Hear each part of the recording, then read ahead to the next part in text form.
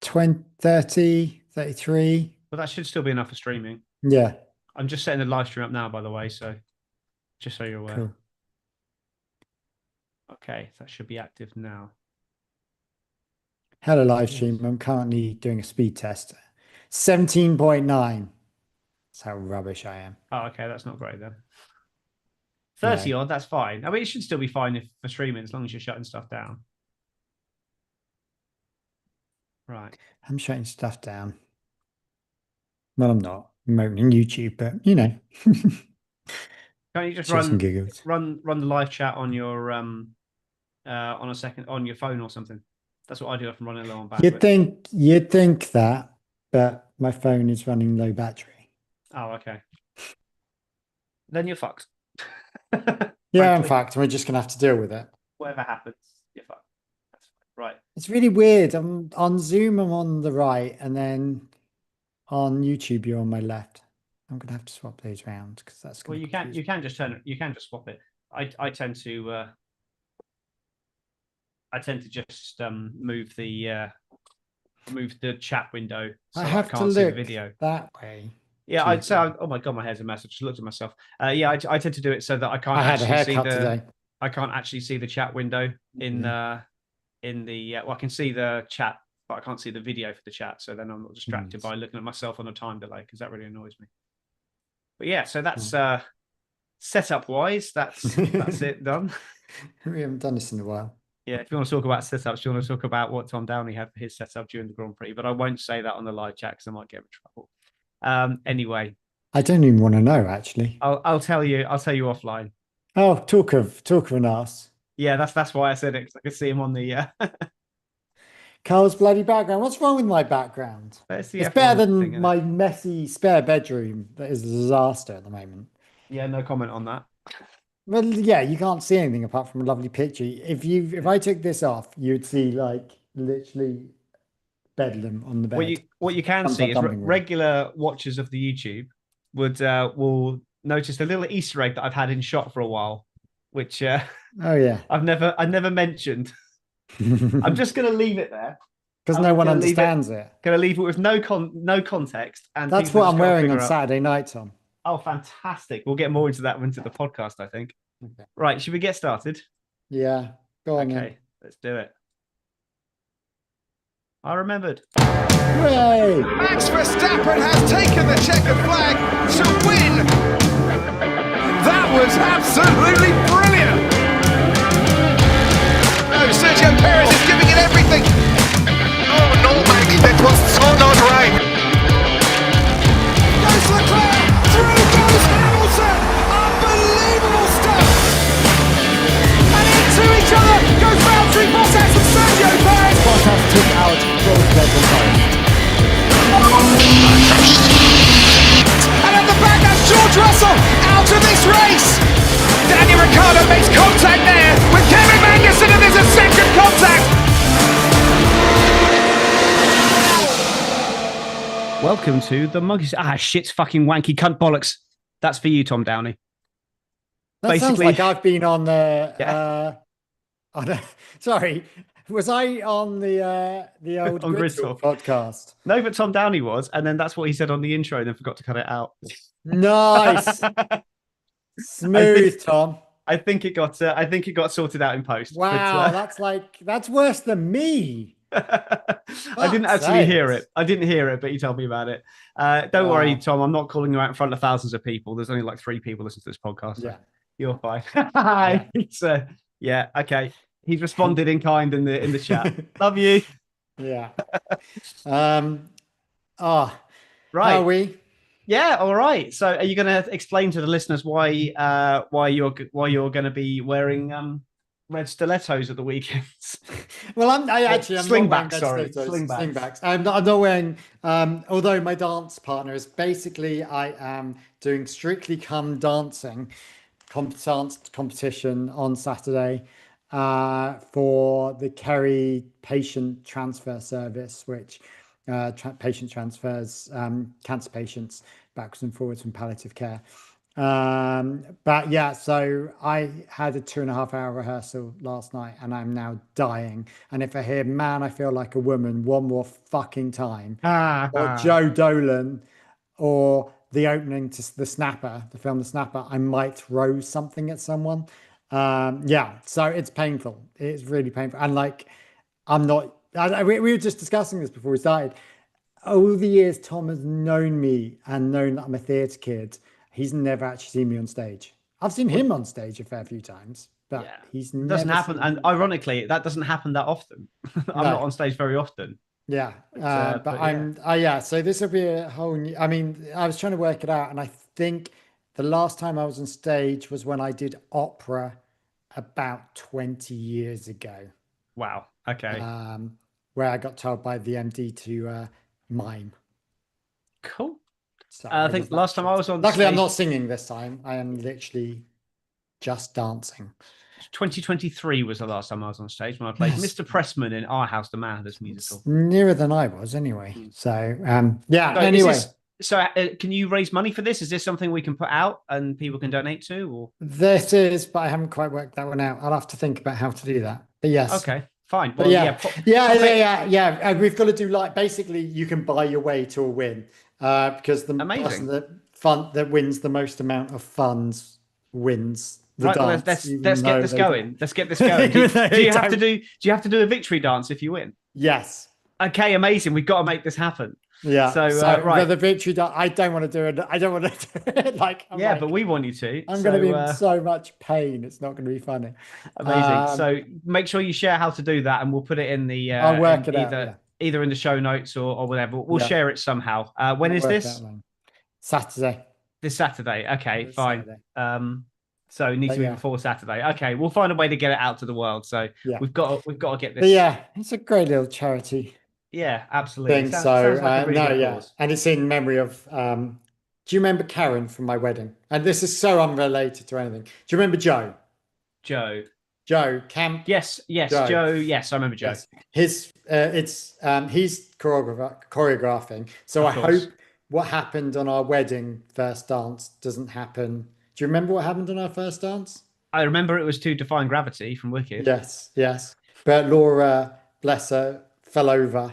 Oh, yes. And had to throw her shoes off. Yes. So hopefully that won't happen with this. Laura's not dancing. I'm dancing with some other random person who's lovely. I'm very fortunate, but yeah. But it's in memory. Please send her my commiserations. Yeah, I'm happy to dance with you. Yeah, exactly. And she's really good actually. So I'm quite lucky. And we've been rehearsing our asses off to it. But yeah, it's all good fun. Anyway, this is a Formula One podcast. It is, isn't it? Just a Carl King doing a dance podcast. Can we all just start with it was Piastri's fault? Yeah, 100%. Like, yeah. Oh, whoops. Sorry. Oh, predictions. That wasn't a prediction. Hang on. That wasn't a prediction. Sorry, my finger slipped. What was it meant to be? Breaking news? No, I didn't mean to play bumper at all. I just moved the mouse and happened to click the button which says predictions. Anyway, it was Piastri's fault. Aaron! It was definitely Piastri's fault, and I think it's one of the things where it's a racing incident. But it was Piastri's because it's a turn one collision. But if you are going to apportion blame, then it's Piastri in exactly the same way, but with far worse.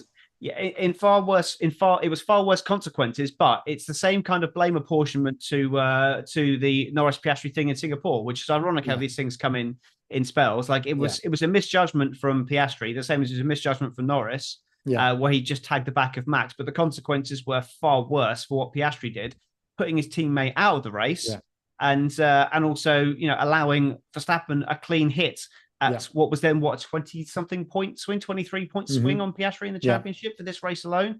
A lot of that is just down to what happened in that turn one, because as a result of that incident, McLaren got no data from the sprint whatsoever, and I'm pretty sure that affected their race pace as a result. So that then had a knock-on effect on both Norris losing potentially 7 and their points understanding from the of any tyres as well. Yeah, I mean that's definitely cost Norris 7 points from the sprint, possibly 8, and a shot at the win. Yeah, because without that, maybe he gets a better qualifying position. Those extra extra kind of half a tenth or whatever it is from being quicker in qualifying with much more data, he could have been on pole. They definitely had, again, a quick car, but can't show it. So it's just McLaren what shooting is themselves in the interesting, foot. like, why was that? As Tom says, we look at the incident, but not the outcome. Is it just that we just absolutely. ignore? Do we just ignore in lap 1 instance now? Is that what's happening? That seems to be what's happening. Or it was lap 1. It was they are given more of a, like, if that had happened during the leniency. race, then I think during the race you wouldn't have 15 cars barreling into turn 1 or within a few feet. But you could have 3 cars. Yeah, exactly. So I think they're always given slightly, they're given more leeway for first lap collisions, but as well as restart collisions. So that does factor in, but they're not ignored. I am surprised that they didn't give him any penalty.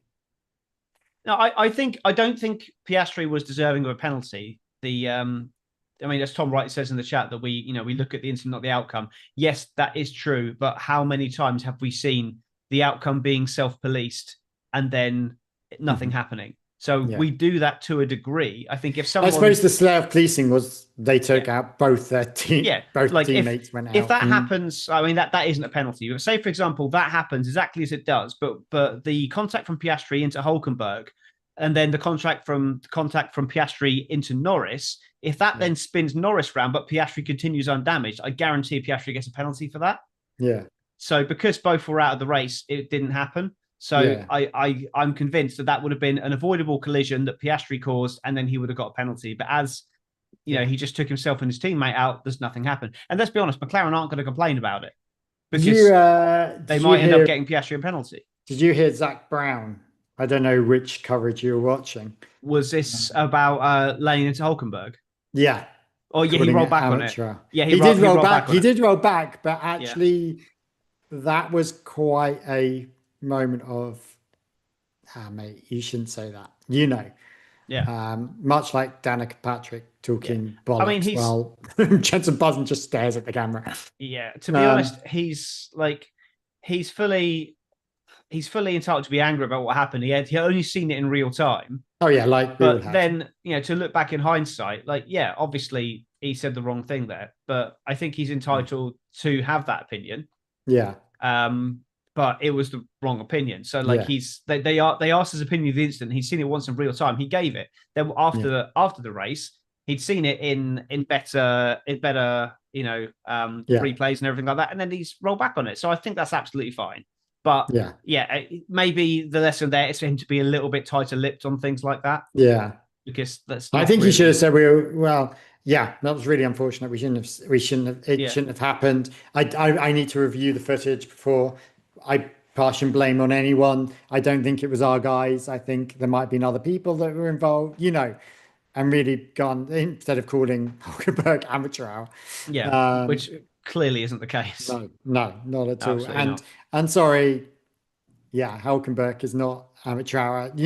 And to be fair, it was really, I felt sorry for I never thought I'd say this. I felt sorry for the Sauber team this weekend because actually there was pace there. They were doing quite well, especially Hulk. Yeah, that kind of track. Hulkenberg's always been good at this track, but that kind of incident was definitely unfortunate. Very similar to Singapore 2017 when half the field got taken out by Max Raikkonen and Vettel, and then Alonso steaming up the inside gets to up to P4 and then just gets taken out with no fault of his own. Very similar actually, but it was very unfortunate for them. But the championship wise for them, let's have a quick look. Where are they now? They are 59 points. So they're 10 points off Aston Martin. I think Aston Martin still have a better car. They do have a better car, but they've only got one half decent driver at the moment. Yeah. Let's be honest. Yeah, that's true. But it's still, I think Williams now 38 points with 5 to go. I think that's pretty likely that's going to be theirs. But 7th place is still on for Sauber between Racing Bulls, Aston, and Sauber. Yeah, or even 6th place in the weird world. Sorry, 6th place. That's what I meant to say. 6th place is on. Those 3 are fighting out for 6th. Haas are in a world of their own in 9th, and Alpine are just just give up and go home. Yeah, I'm now willing to say that's it for Alpine. Like I thought they were I going to mean, come better well, in the like- second half of the season, but no, they're not. Who's in charge of Alpine now? I think they've got a new team principal, haven't they? But like I heard they've whatever got a his new- name is, Bortelli or whatever his name Bortoletto. is, Bortoletto, is a complete, like, he doesn't own the team though, does he? He's only special advisor. Oh yeah, Flavio. No, it's not him. Steve Nielsen appointed as managing director, focusing on daily operations of the team. Flavio Barreto Managing director, that's not really. Serves as executive advisor and has taken over the team principal duties. According to AI, that's what the current situation is at Alpine, according to Google.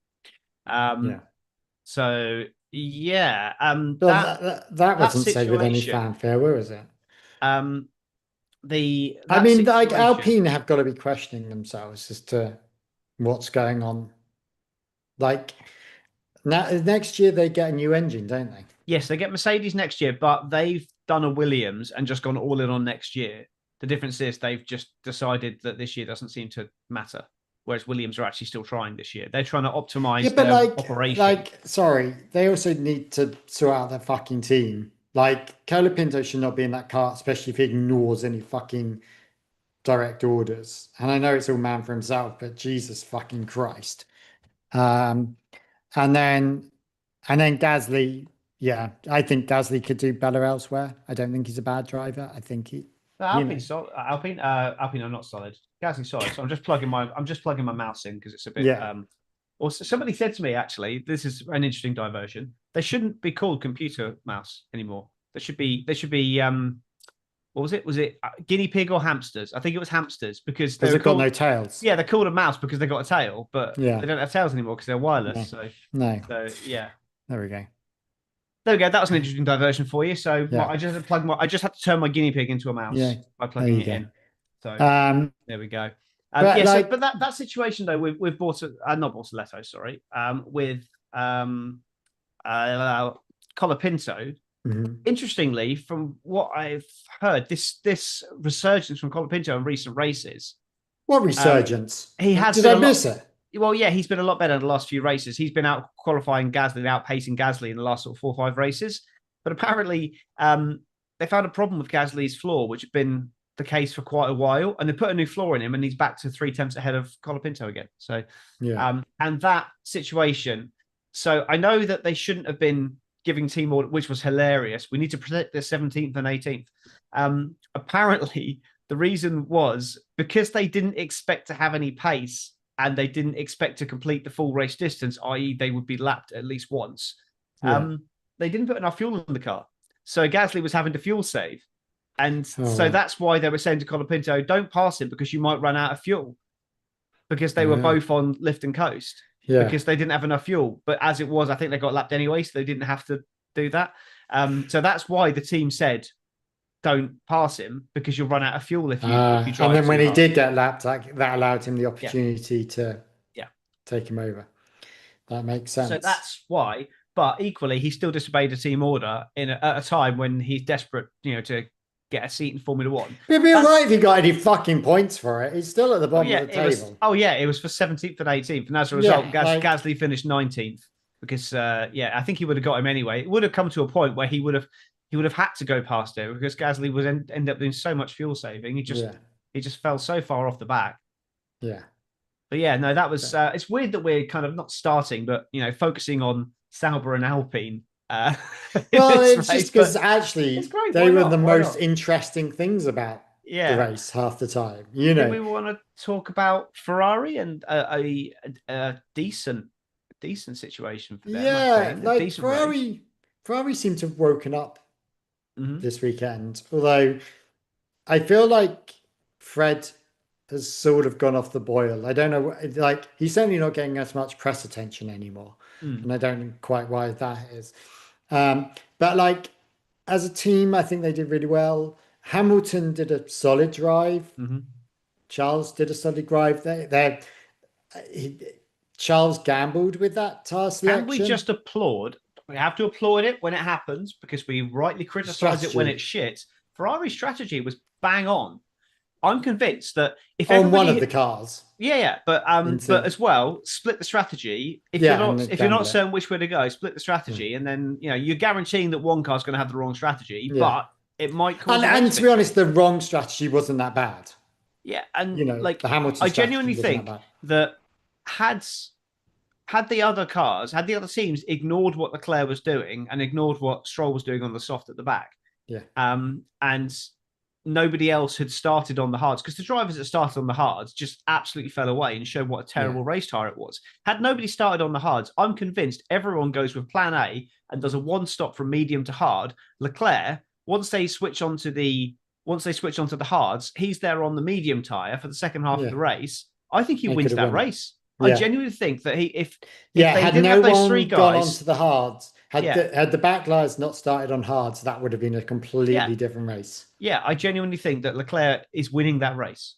Because even at that point with the soft, the only thing would have been the fact. Well, no, I don't agree, because they would have noticed that the softs were going well. Yeah, but I don't think they would have realised that the hards were that bad, because the hards looked pretty good on Friday. That's a good point. They would have had to swap anyway. Yeah, so they had to make a stop. But by the time they realised, Leclerc's held on to those tyres, they've realised on lap 5 that those hard tyres are absolute garbage. So the fact that Leclerc started on the soft is a bit of a misnomer. It doesn't really matter at that point. So as the race goes on, you got 15, 20 laps in, Leclerc's still on those softs. But they've already committed to this medium hard strategy. No one else is on the hards. They don't know how bad they are. It's only when the first few people stop for hards and then they realize how bad they are that changes things. But it was obvious that everyone was going to switch to that strategy. Yeah. So it was. I say bravo to Ferrari for that strategy. It was it did ruin the race because Lando wasn't able to fight for the win because of that. Because it managed to jump him at the start, but I think that was also partly down to Lando being a tad careful at the start, taking a much more safer line through turn 1 allowed Leclerc to get ahead. It definitely preserved his race position, but he didn't want to be taken out. Look, it was nice to see Leclerc and Norris scrapping slightly, and Leclerc did not have the pace, but his defending was elite. Oh, yeah, spot on. It was amazing defense. It was down to the tire management in the end. Lando backing off. Spoiler alert, my driver of the day is Will Joseph.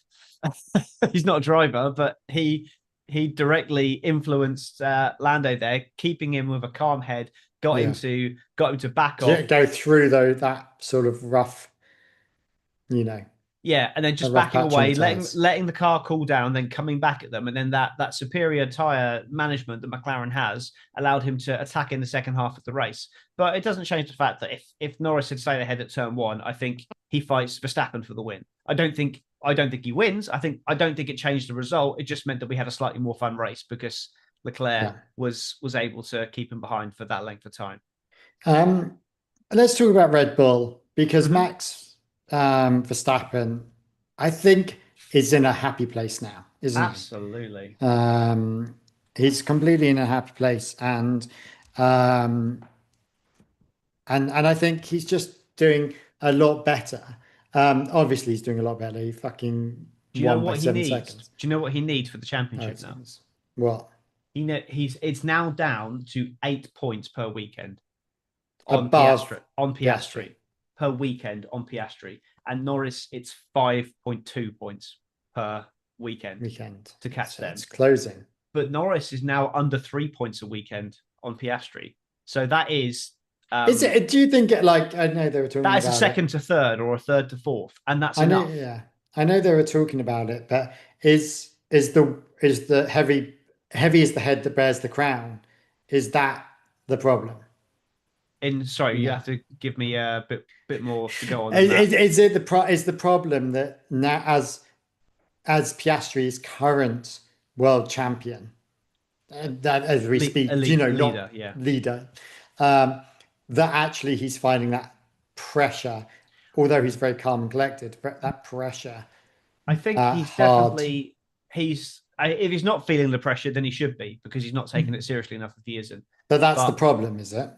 Is that why he's going backwards or making silly mistakes? This is a guy that never made mistakes before, and now he's crashing into Hulkenberg and doing, he's not, he was in no man's land for the whole of the race.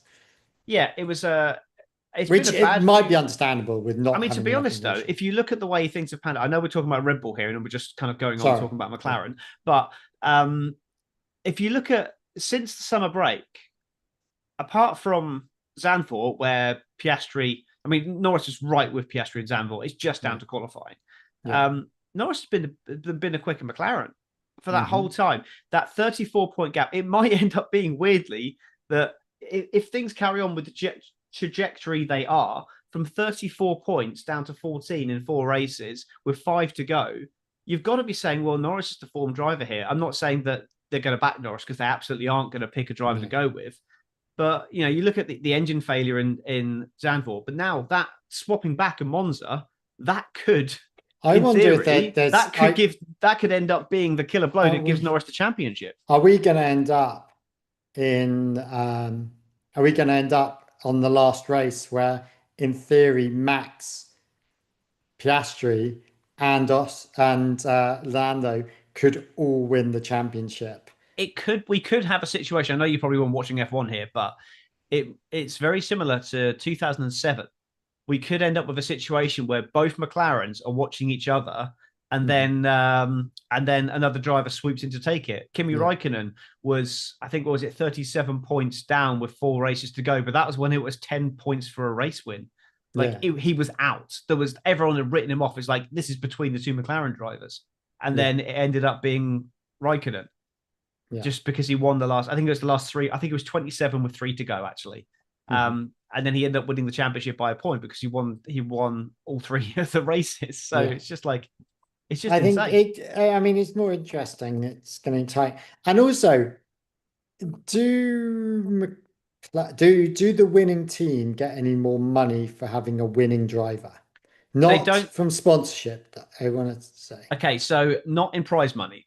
But there's no prize money. There's no prize money for the Drivers' Championship, but you will get, obviously... So is that why McLaren don't really fucking care who wins? Well, of course they care. I mean, they don't care who wins as long as they win. They don't care who wins. Absolutely not. They don't care who wins. But because there's no advantage. It's a marketing thing. I mean, you could say that Norris is a more marketable driver. You could say that. Some people would disagree. Some people I suppose he has more... I don't want to say it, personality. Yeah. I mean, the Australians... but with that personality comes more ego. And that's what... Yeah. Any Australians, apart from maybe Joad from Grid Talk, is now unsubscribing after saying that. But it is true. Like, he does... It's not saying that he doesn't have any personality, because he does. I find his sense of humor quite dry, and I find that quite funny. I quite enjoy that about him. And I do really like him as a driver. And... like, let's be honest, I just really want Lando to win the championship this year. And then after that, all bets are off. Like, Piastri is a generational talent. Of course, he's going to win the world championship at some point. Yeah. I just want Norris to win this one. And then after that, I'm like, you go. I'll back you. I'll back you. Yeah. But that's just my own personal bias. I wear my bias like on my sleeve in front of me so people can judge what I'm saying based on the fact that they know that, look, I'm wearing a Lando Norris top right now. So, it's clear where my allegiances lie. But it's definitely... Was that Shakespeare? Sorry, I didn't even realize I'd written... is that Shakespeare, that quote? Sorry. Anyway. Sorry. Classic there. Carl Shakespeare King. I didn't know if it was Shakespeare. Anyway. But yeah, it's just one of those things, isn't it? I'm not saying that he isn't marketable, Piastri, because he is, but you could say that maybe, like, especially from a McLaren British team point of view, even though they are now completely owned by Bahrain, you could make that argument, but I don't think that's not going to sit. That's not going to sit in there. That's not going to give them a reason to back Norris over Piastri. Laura's friend watched her first ever race. She's just started watching Drive to Survive. Oh, okay. And watched her first ever race, and Laura was sending a voice note and said, "Yeah, so the British teams are." No one. Yeah, but they're not British because they're owned by Bahrain. No, they're not British because they're American. No, they're not British. Yeah. It was really fun. They're German, but their bases are all in England. But ironically, like Red Bull, owned by Austria, but pretty much everything is in the UK. Again, same the same, with Merck. same with McLaren, same with Williams. But, Same with Merck. I mean, no, Williams is owned by America, isn't it? yeah, it's Dollite. Doris and Capital. Thorson. They're owned, but yeah, it's all the bases. It's where the entry comes from. Yeah. So like the entry comes from the UK from McLaren, which makes them a British team, even though they're owned by Bahrain. Williams, the entry comes from the UK, even though they're owned by US. But that's where Red Bull, it's Austrian, so therefore it becomes and Mercedes is German. And German, even though the bases are in the UK. So it just depends on where. I mean, I've never heard it, but where is Kick Sauber? Sauber, they are in Switzerland. Are they Swiss? Yeah. All right, there we go. I think that's I've never heard the Swiss anthem, so I wouldn't know. It will obviously become the German anthem next year when Audi take full control. I'm sorry, I have heard the Swiss anthem on the Winter Olympics. RBR's not. No, are they Austrian? Who? RBR aren't Austrian. They're Italian, aren't they? Red Bull Racing. Yeah. Oh no, I'm thinking of Racing Bulls. Yeah, they're Italian. I'm not sure where the entry is now based. Yeah. What happens if? I'm not sure. It always used to be Italian. I think it is. I think Racing Bulls are still Italian. Yeah. I think that still comes under the Italian. I know they've now got a base in Milton Keynes, so it might have switched to British or Austrian potentially. But no, I think it still is Italian. Wow, I'm loving these comments coming up from Tom. You're forgetting about the time delay, Tom. We're getting these comments about 30 seconds after you send them. Come on, predict the future, Tom. What could we be talking about next? Predictions. Are we doing predictions already, or is Tom? I know. Well, that's what you said. You said okay. Well, he's now saying Rebel Racing Bulls is still Italian. So there we go. The Oracle has spoken. We'll go with that. Yeah. I mean, I felt sorry for Williams this weekend. Although I didn't feel too sorry, like they got a third.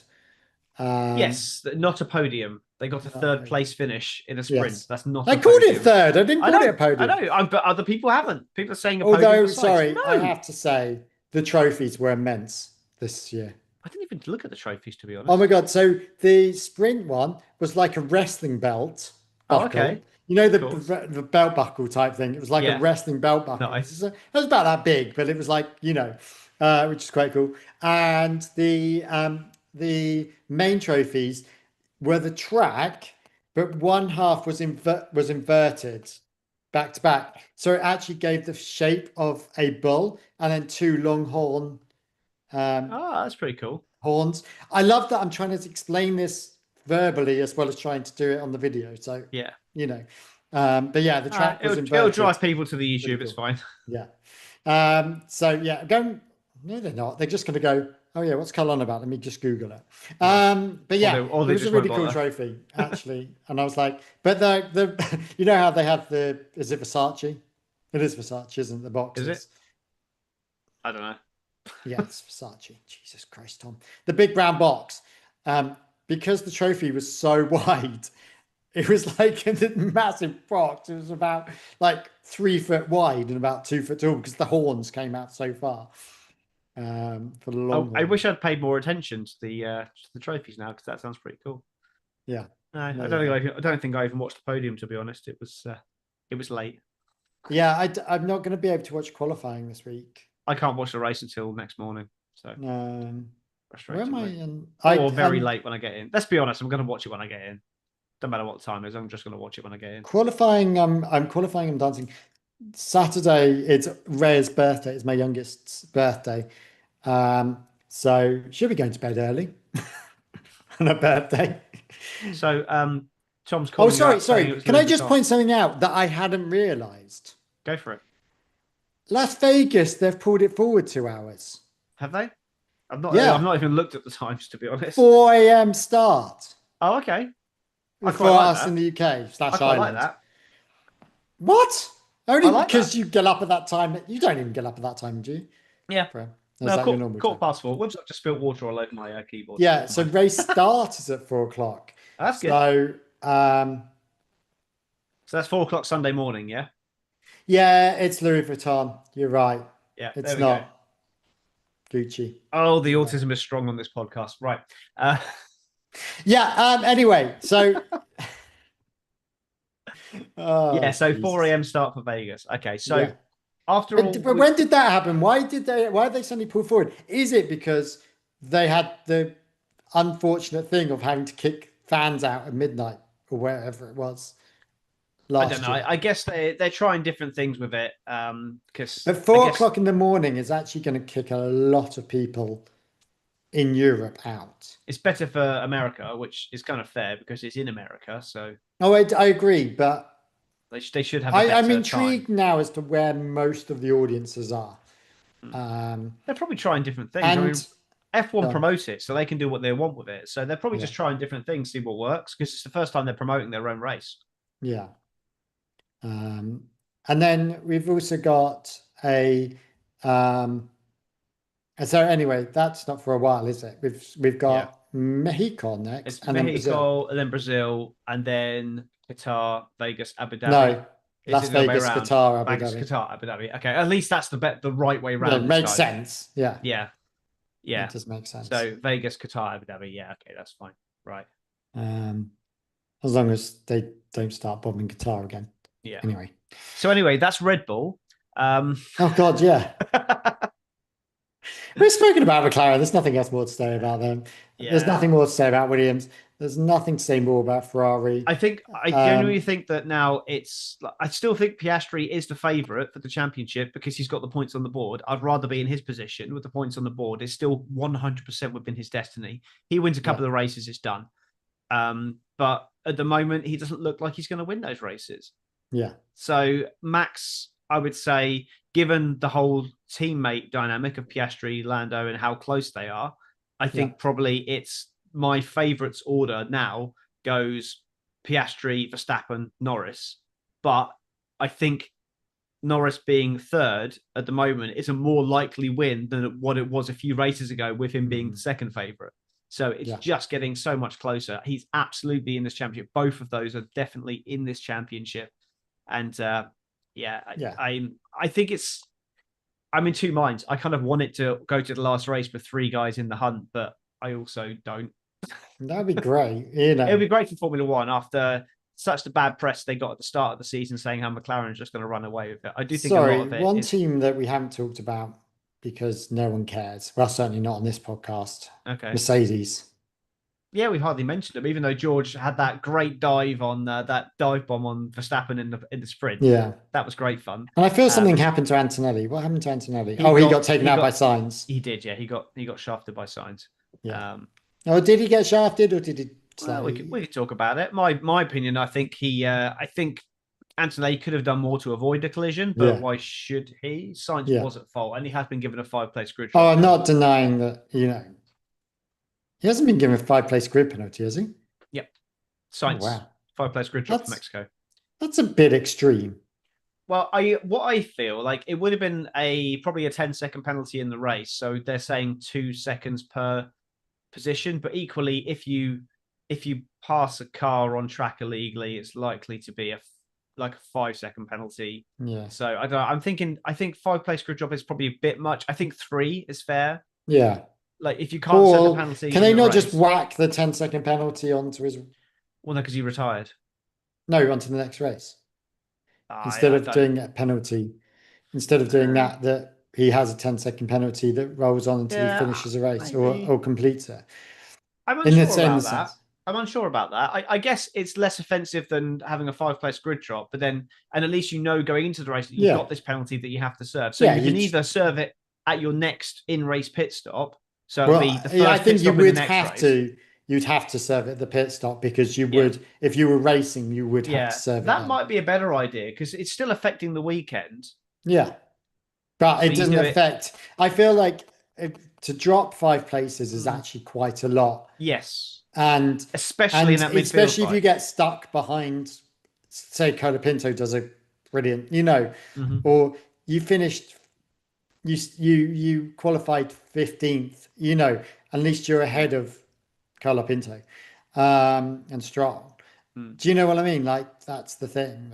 I just feel like it's a bit of a harsh, he would have got, had he carried on, he would have got 10 seconds. So why does that change into a 5? Yeah, I say 10 seconds to a 5-place grid drop. That seems a bit harsh to me. Yeah. So for me, I think that needs looking at. I think 3 places would have been fair for a 10-second. I sort of get 3 places. That's, that and it's not horrendous. It's not No. in that midfield fight. It's not going to take you from fighting in the midfield to bringing up the rear. But 5 places takes you from, you just sing out one of your qualifyings, whichever qualifying, Yeah. you do well in, you sit that one out. Yeah, it's going to be disappointing, but yeah, it's difficult. Who else haven't we spoken about yet? Aston Martin. Okay, done. We've spoken about them now. That's it. Racing Bulls. Today, what was going on? How's our bet going? So, what is our bet? Albon is 73, Antonelli is 89. So there's a 16-point gap there now. Yeah, how confident are you? Not. There we go. Albon's gone off the boil again. He was on the boil, and Kimi stepped up, and then now we're fucked again. Yeah. What else is there? Haas, Oliver Behrman. What a great race he had. He had a couple of points in the end, didn't he? Yeah, which I'm glad about. How's he doing against Ocon now? Is he anywhere? No, 20 points to 28. Oh, it's getting closer. He's fundamentally been the better driver in qualifying. Ocon, but no, Behrman, sorry, but Ocon is he's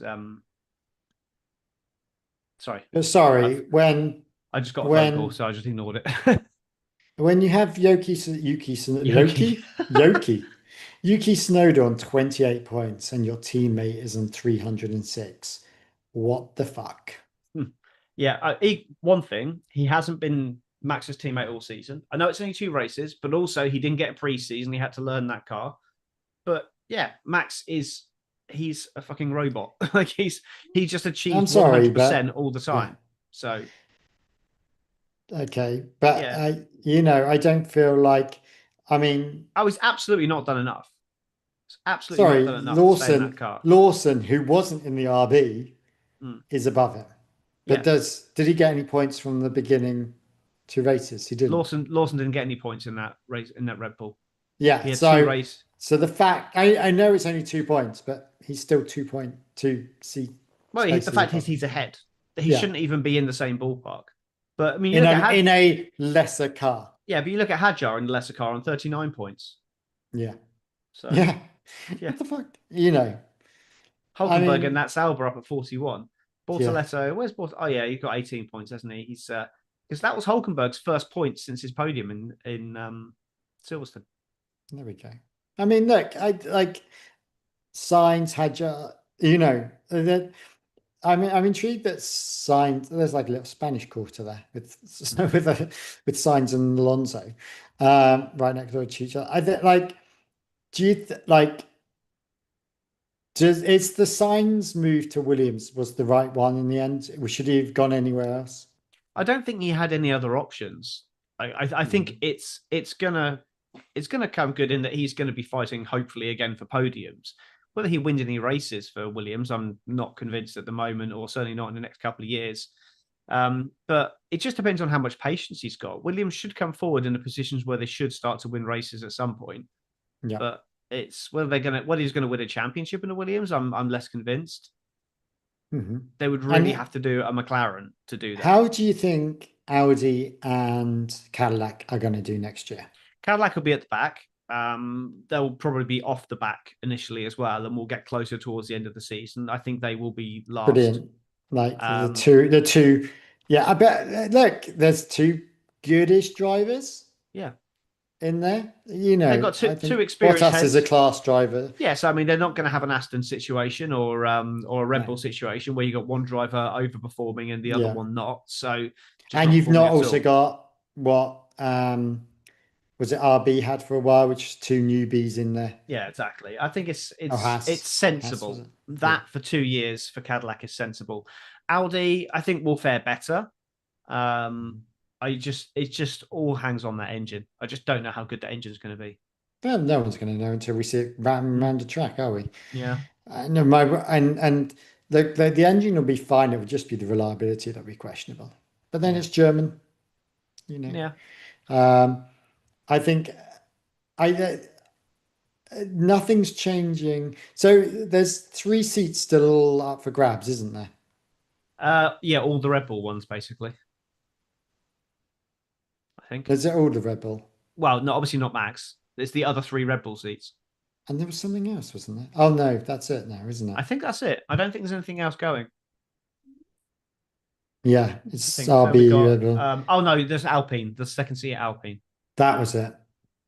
Yeah, so that's between Aron and Colapinto. Neither fills me with confidence, but there we go. And who would? Yeah, and do we really care? No. Whoever goes in there, Grant, whatever. You are seat filling at the moment with Alpine. They will be better next year, but because they can't. Will they? Well, they can't be worse, can they? They'll at least be ahead of Cadillac next year. Oh, you watch Cadillac. I hope Cadillac beat Alpine, because then Alpine will have some. That will be hilarious. But Alpine will have a Mercedes engine next year, which should be the best power unit. So they're probably going to be jumping up to regular point scorers next year. But not everyone can score points. Less than half the field will be. But then they have got Colapinto in the car, so questionable. Who probably will crash into his teammate rather than let him go. I do think that it'll be an interesting to see who's in your Red Bull seats. Rumor was that Dunn was going in it. That was a rumor. So I understand what you're saying. That Dunn has been, well, the rumor is he's signing up to the Red Bull Young Driver Program because McLaren have released him. That would have been Dunn wanting out, and then McLaren saying, "Yeah, we're not going to give you an F1 seat in the next few years, so we'll let you go," like they did with Bortoletto. Yeah. So they do have a habit of doing that. They don't want to stunt their young drivers' growth. I'm sure there'll be some kind of payout involved. But yeah, they're letting him go. So I don't think he'll be racing balls next year. But I mean, I guess who are you putting in those chairs? I don't know. Like I think the uninspiring choice is currently the most likely, which is Hadjar to Red Bull. And then seat swap Tsunoda back down with Lawson. I think that's the most sensible solution. Going into a new rule set without having any rookies, I think it's the most boring solution. What I would like to do is to see actually Lawson, none of them are too bad. I would like to see, to be honest, and it sounds harsh, but I would like to see Lawson and Tsunoda given the flick, Hadjar given the Red Bull job, and then put Dunn and Lindblad in the racing balls. That would be the most exciting choice, because one of those two might be brilliant. You know, they might both be brilliant. We might have a Sainz Verstappen situation where you put these 2 young rookies. I mean, no, how so? Or you could have a Stroll Sorokin situation where you've got 2 absolute worldly tossers in the car. Well, I'm questioning is now Red Bulls under Lauren Mekies. Do you think the culture has changed at Red Bull? The culture's changed. I don't know what he's because I haven't seen fucking googly eyes for at least this first time I saw him. This was this race for a while, and normally he was there all the time. I think that's intentional. I think part of this restructuring and the removal of Horner, I think they've basically said to Marco that you need to take a step back. The rumor was that he was told that he's not allowed to speak to the media anymore. So, I think that's intentional, that you're not seeing much of him. Yeah. But why is that, do you think that's going through the team, or is that just a media thing? I think that's a team thing, because Marco just loves dropping hand grenades and walking away. Yeah. And I think, why do they keep him on? Like, why is he's their advisor, isn't he? I don't know, but yeah. But now with that new culture, do you think Lauren will have that say? Again, it's all down to the engine next year. It's all down to how the engine, because it's an RBR engine, isn't it? It is, but it's Red Bull powertrains or whatever. Yeah, but it's Ford. Which Lauren is one of the bosses of that company, so in theory he has some sway over Team RB. Yeah, I don't know. I think it all depends on the engine, to be honest. But do you think Lauren will be harsher and go fuck off to the other to them? It's just it's interesting. I don't know how the dynamic's going to pan out, to be honest, but it's just I guess we just have to wait and just see how things pan out next year, because it's going to be such an engine formula for at least the first half of next year. So yeah. Right. No, Anyway, no after idea. that boring discussion about engines, let's talk about driver of the day. Yeah, quick driver of the day. Okay. Well, I've done mine. Will Joseph. Oh yeah, probably Hamilton. Weirdly, I think he just Really? drove a solid race. Yeah, Okay. I like it. Wouldn't The normally, slower but of the two Ferrari drivers. Okay, yeah, fine. yeah. All I right. think he just drove a solid race and actually just did the right thing as best he could. And no, Dunn will not be a wrecking ball. Sorry, I've just seen that comment. And Dick of the day, Piastri. Okay, you go for Piastri. I'm going to go for something slightly different. Oh God. Well, yeah, I've got two really. One is just the whole Alpine situation with the not allowing the drivers to race, and the second one And just Carlo is, Pinto just being in a general. dick. And the second one is the Red Bull team for trying to remove the marker tape from the side of the pit walls of Lando Norris's grid spot. Did you hear about that? No. So they got fined £50,000 for re-entering the track after the formation lap had started, because the one of the Red Bull team were trying to remove tape, which completely legally is allowed. They put tape on the side of the pit walls to help Norris guide his position into the pits. Yeah. Lots of drivers do it. Norris isn't the only one, but Red Bull, apparently this is not the first time they tried to remove Norris's marker tape from the wall. So they did it in a previous race, and McLaren have now reinforced the tape and made it a lot harder to remove. So when he went back into the pit, but because he had to then break the barrier between the pit lane and the track, he tried to remove this tape, failed to remove the tape, and then got a £50,000 fine. Jesus Christ. Yeah, like for me, like it's fine. It's absolute shithousery 101, which we're used to with Red Bull. I just find it a little bit in bad taste. I think that's that's up there with just like leaving a foot in a challenge in football, or just purposely trying to distract someone. It's just you. It's your dad shouting insults at the 10-year-old in the kids' football game. It's just we haven't got to that point yet. Yeah, I just find it a bit. Yes, I know, Tom. There, he's legally allowed to remove it. I didn't say that they broke the rules. No. They broke the rules because they re-entered the pit area, or they re-entered the track after the formation had started. I didn't say anything about breaking the rules, but yes, it is next level petty. But as you've just said there. Yeah. Anyway, that's it for today, I would say. Cool. Yeah. Right. Let's go. Amazing. See you later. Ciao. Bye.